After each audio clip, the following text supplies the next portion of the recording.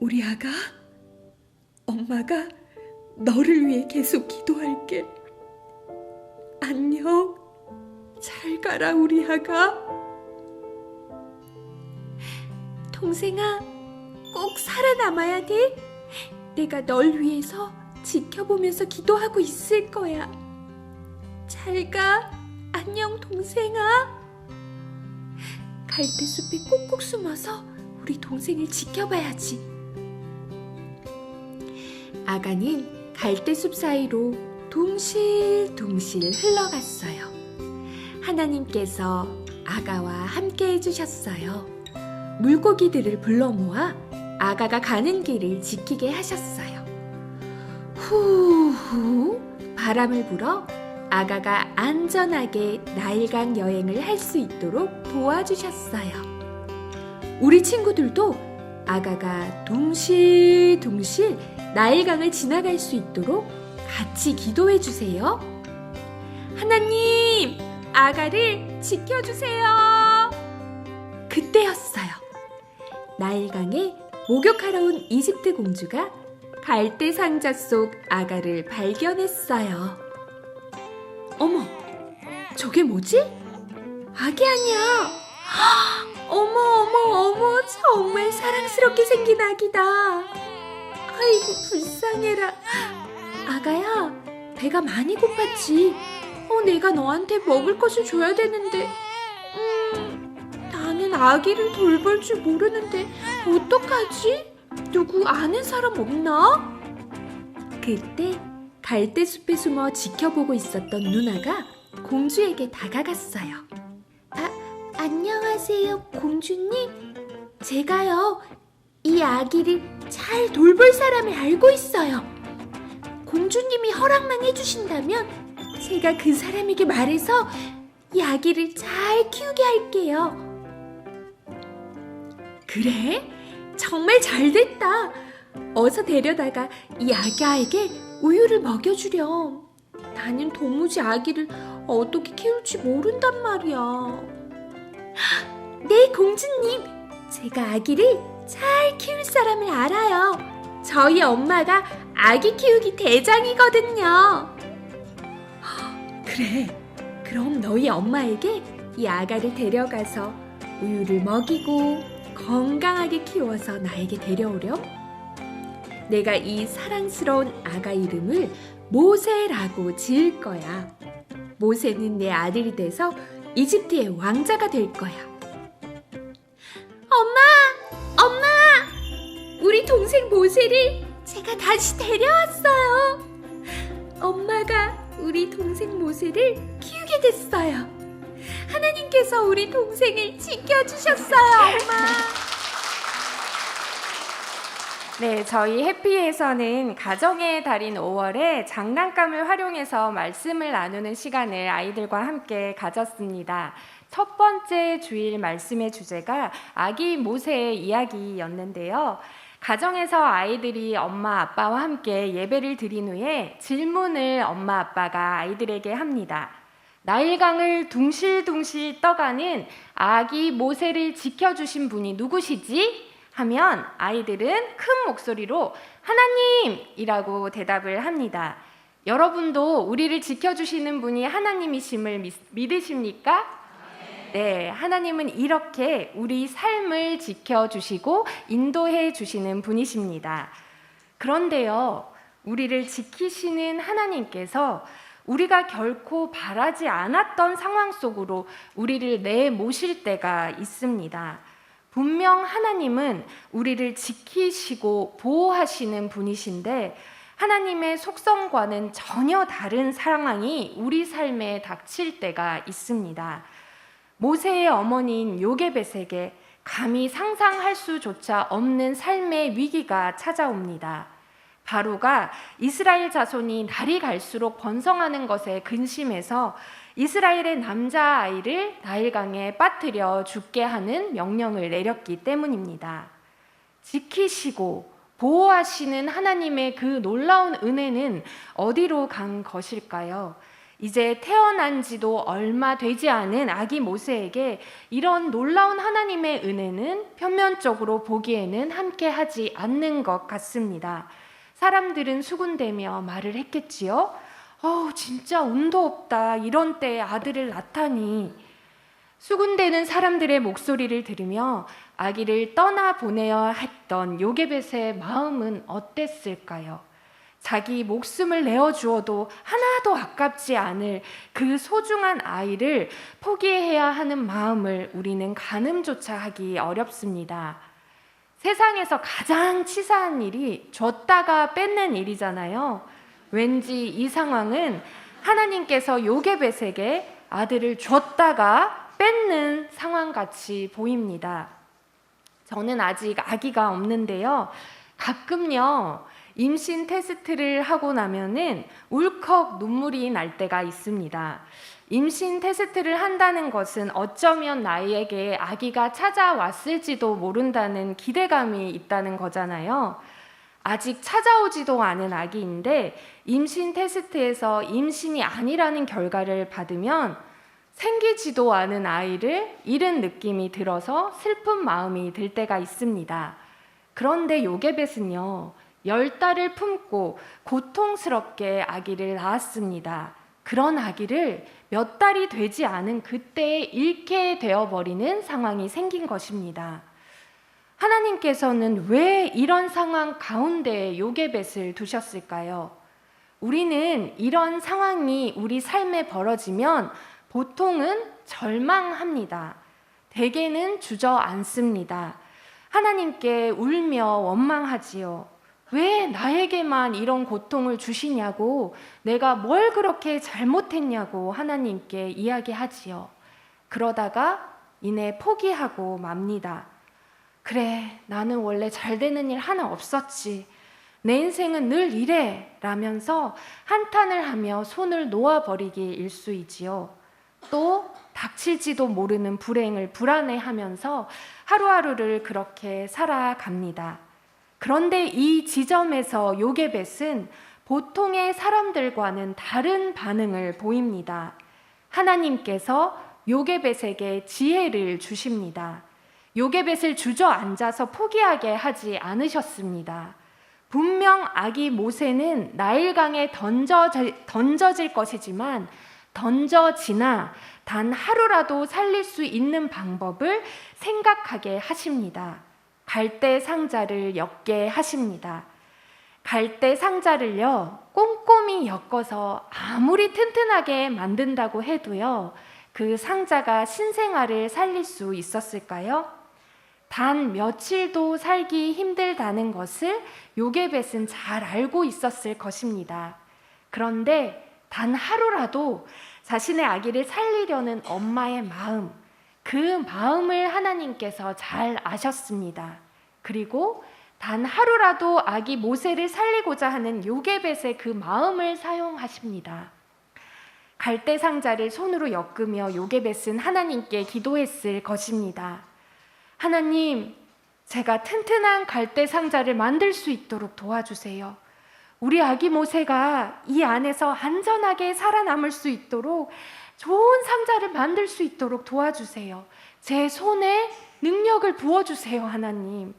그리고는 역청과 진을 꼼꼼히 상자에 바릅니다.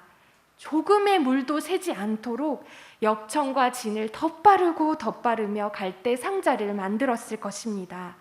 아기 모세가 하루라도 더 살 수 있는 안전한 상자를 만들기 위해서 몇 날 며칠 밤을 애쓰며 만들었을 것입니다. 눈물의 수고와 고통스러운 마음이 담긴 그 상자에 아기를 담습니다.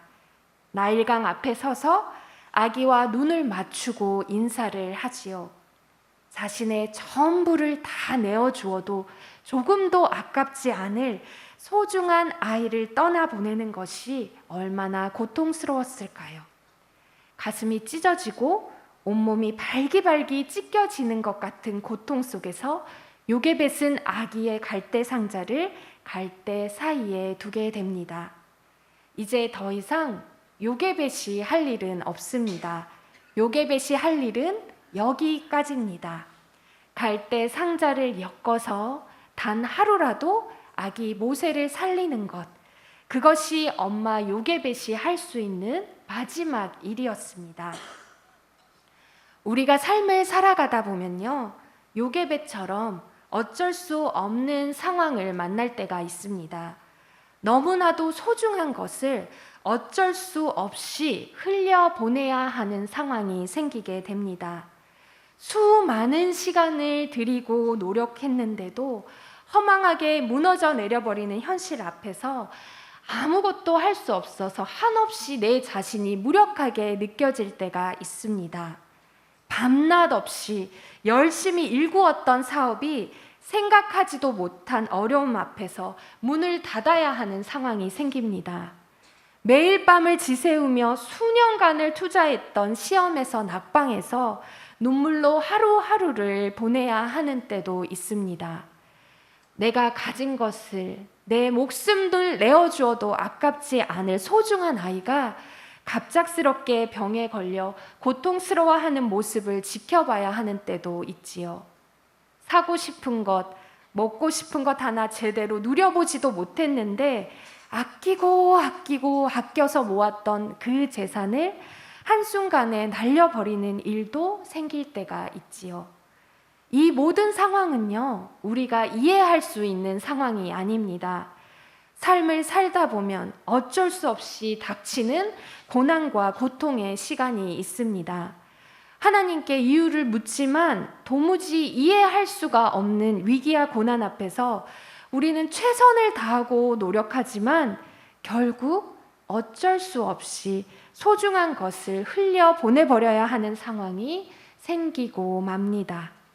어쩔 수 없이 요게벳은 모세를 나일강에 흘려 보냅니다. 하나님께서 어쩔 수 없이 그 아이를 나일강에 흘려 보내게 하십니다. 성경은요, 이런 상황에 대해서 하나님이 어떻게 반응하셨는지에 대해 기록하지 않습니다. 성경은 이 말씀을 읽는 우리에게 말합니다. 하나님께서 때로는 침묵으로 우리 삶 가운데 역사하고 계신다는 사실을요. 우리가 고통스럽게 울부짖으며 어쩔 수 없이 내 삶의 소중한 것을 흘려보내버릴 때 하나님께서 말씀하시지 않는 것 같습니다. 어디에 계신지 잘 모르겠습니다. 나를 철저히 외면하는 것 같습니다. 그런데 그렇게 침묵하시고 외면하시는 것 같은 상황 속에서도 하나님께서는 우리 삶을 이끄십니다. 우리 삶을 인도하고 계십니다. 몇 년 전에 어느 주일에 한 선생님이 이전에는 정말 한 번도 보지 못했던 환한 얼굴로 저에게 인사를 하시면서 이야기를 하셨습니다. 목사님, 저 임신했어요. 결혼하고 수년이 흘러도요, 아이가 생기지 않아서 선생님께서는 7년 만에 시험관으로 첫째 아기를 만나게 되었습니다. 그런데요, 첫째가 6살이 되는 해에 생각지도 못하게 자연 임신으로 둘째 아이를 갖게 된 것입니다.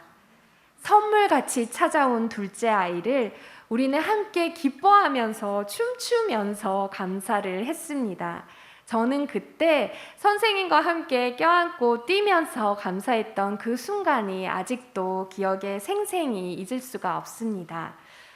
그런데 몇 달이 흐르고요, 선생님께서 건강이 순산하고 저에게 연락을 주신다고 하셨는데 며칠이 지나도 연락이 없었습니다.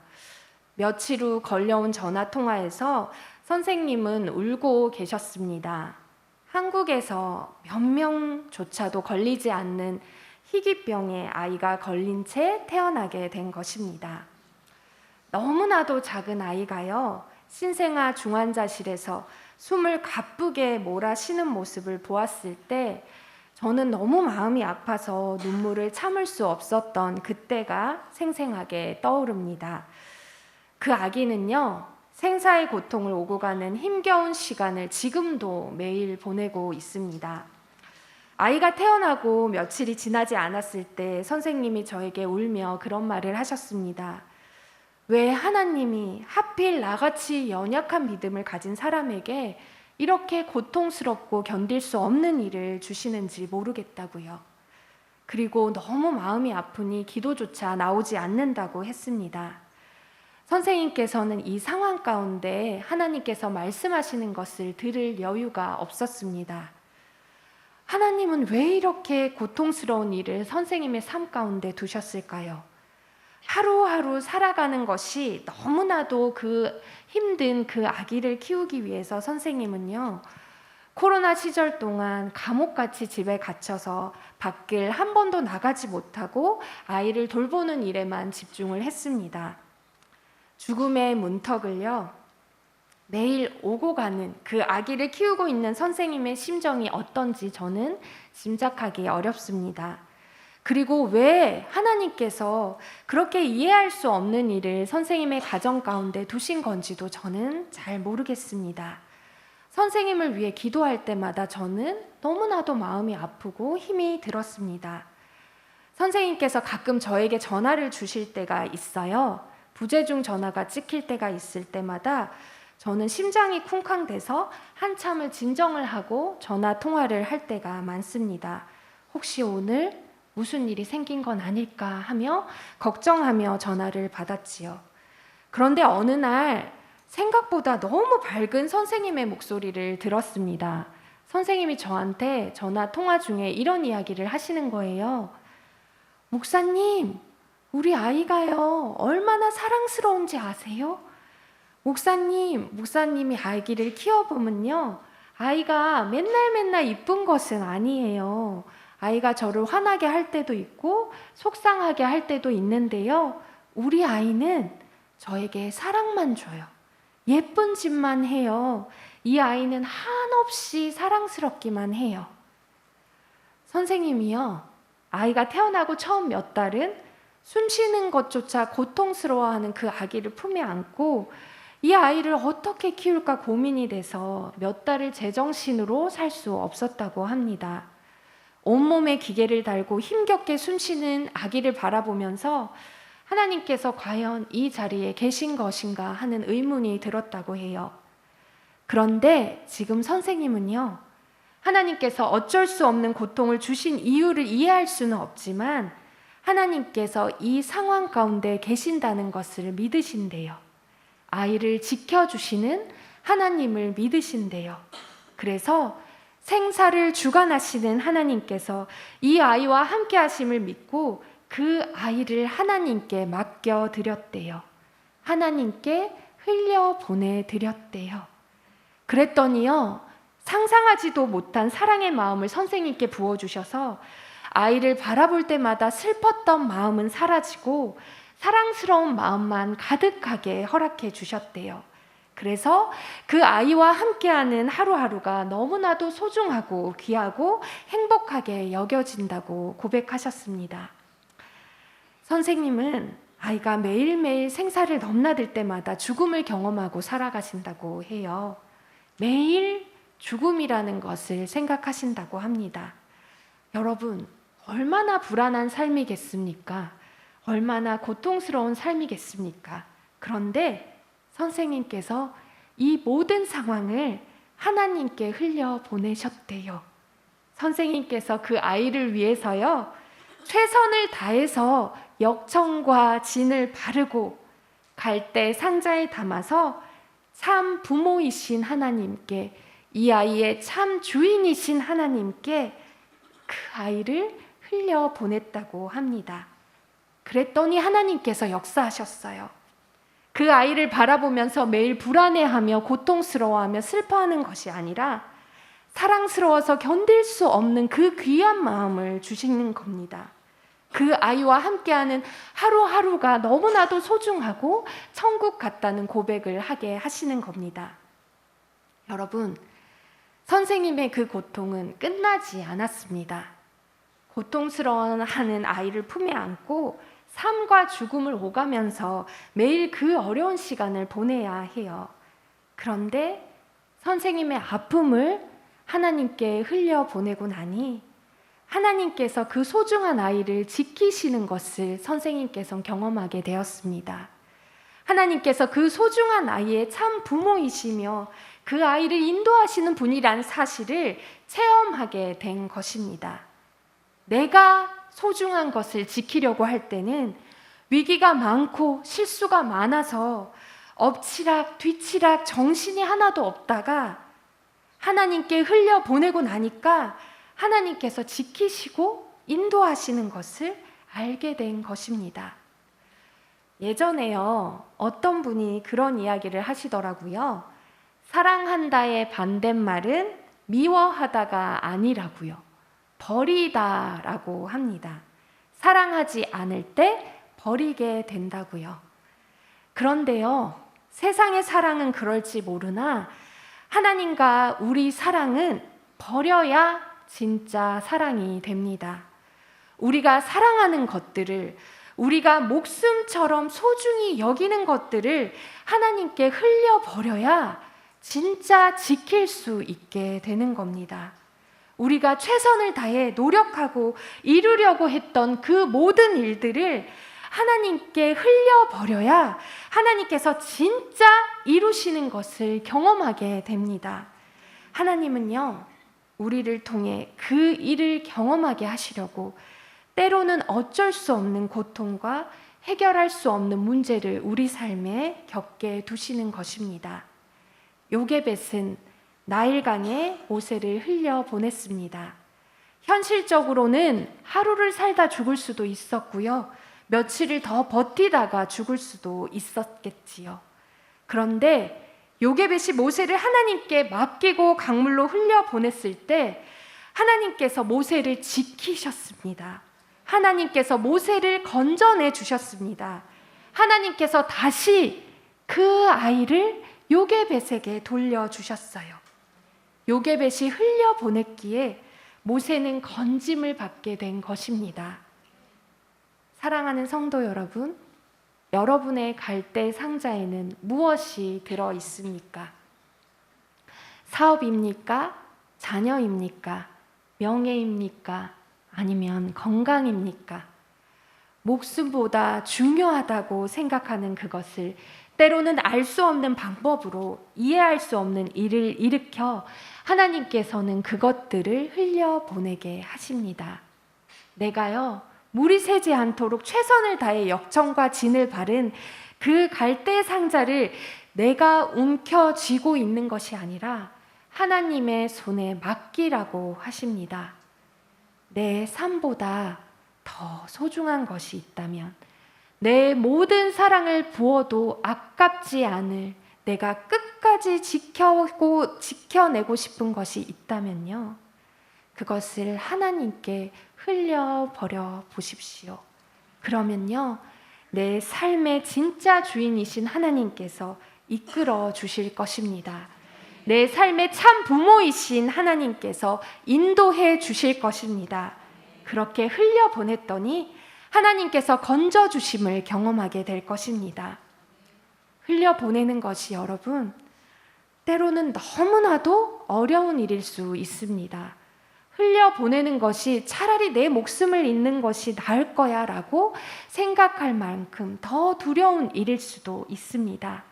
여러분, 그때 갈대 상자의 모세를 기억하십시오. 모세는 버려진 자 같았으나 건짐을 받는 자가 되었습니다. 건져내진 모세는 많은 사람을 건지는 삶을 살게 되었습니다. 흘려보내는 것이 너무나도 힘겨울 때 예수님을 기억하십시오. 예수님은 너무나도 사랑하는 우리를 지키기 위해서 자신을 버리셨습니다. 그래서 예수님을 통해 이 땅에 많은 사람들이 구원의 은혜를 누릴 수 있게 되었습니다. 버려진 자만이 다른 사람을 구원하는 자가 될 수 있습니다. 하나님께 자신을 버린 자만이 하나님께서 구원하시는 은혜를 누릴 수 있게 되는 것입니다. 하나님께 자신을 흘려보낸 자만이 많은 이들을 건져내는 삶을 살게 될 것입니다. 고린도후서 4장 8절에서 10절 말씀입니다. 우리가 사방으로 우겨쌈을 당하여도 쌓이지 아니하며 답답한 일을 당하여도 낙심하지 아니하며 박해를 받아도 버림받지 아니하며 거꾸로 뜨림을 당하여도 망하지 아니하고 우리가 항상 예수의 죽음을 몸에 짊어짐은 예수의 생명이 또한 우리 몸에 나타나게 하려 함이라. 아멘. 우리가 예수님의 죽음을 몸에 짊어질 때 예수님의 생명이 우리를 통해 나타나게 되는 것입니다. 예수님께 우리 자신을 버려야 예수님께서 우리를 살리시는 것을 경험하는 것입니다. 예수님께 우리를 흘려보낼 때 사방으로 환난을 당해도 절망하지 않습니다. 답답한 일을 당하여도 낙심하지 않습니다. 핍박을 당해도 버림받지 않습니다. 넘어뜨림을 당해도 결코 망하지 않습니다. 하나님께서는 때로 요게벳이 겪었던 고통스러운 상황들을 우리에게 주셔서 하나님께 우리의 소중한 것들을 흘려보내게 하십니다. 그렇게 하심으로 우리의 삶이 하나님께서 인도하시는 삶이란 사실을 깨닫게 하십니다. 우리는요, 갈대 상자 속 아기 모세와 같은 자라는 사실을 깨닫게 하시는 것입니다. 하나님께 우리 삶을 맡기지 않으면 이내 강물에 빠져 죽을 존재라는 것을 알게 하시는 것입니다. 진짜 사랑은 버릴 때 우리에게 찾아오는 것입니다. 하나님께 우리의 소중한 것을 갈대 상자에 담아 흘려보내십시오. 하나님께서 우리의 삶을 인도하실 것입니다. 하나님께서 우리의 삶을 이끄실 것입니다. 하나님께서 우리의 삶의 주인이 되시어 우리를 건져내 주실 것입니다. 기도하겠습니다. 사랑이 많으신 하나님, 어쩔 수 없는 고통 가운데 하나님께 울부짖으며 기도하는 성도들이 있습니다. 그 성도들의 삶 가운데로 하나님께서 찾아가 주시기를 간절히 소망합니다. 하나님께 우리의 짐을 흘려보낼 때 하나님께서 인도해 주실 것을 믿습니다. 하나님께 우리의 삶을 흘려보낼 때 하나님께서 이끄실 것을 믿습니다. 하나님께서 우리 삶의 참 주인, 참 부모가 되시어 우리를 건져내 주시옵소서. 우리의 기도를 들어주시옵소서. 우리를 위해 자기를 버리신 예수님의 이름으로 기도드립니다. 아멘.